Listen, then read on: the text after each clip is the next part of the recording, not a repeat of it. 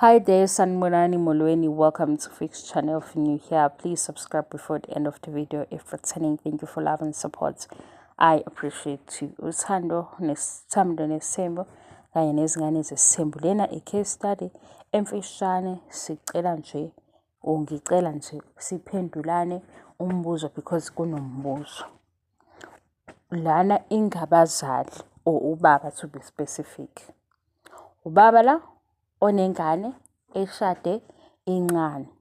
So sizothi mas-estimate u-15 to 17 iminyaka.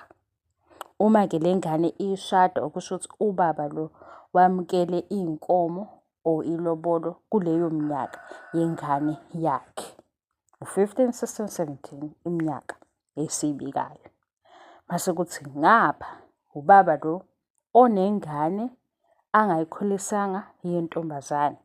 Wase lo baba onengane angayikhulisanga yentombazane washada intombazane elingana nalo mntwana wakhe wentombazane angamkhulisanga. Ngabe ukhona yini umehluko kulabo baba abawu-2? I-case study le izoba yinde masidinga ukuthi ibe yinde. Okwamanje ayakabi yinde. Umbuzo ukuthi umehluko ukhona yini kubaba othatha ilobolo for ingane ena-15, 16, 17.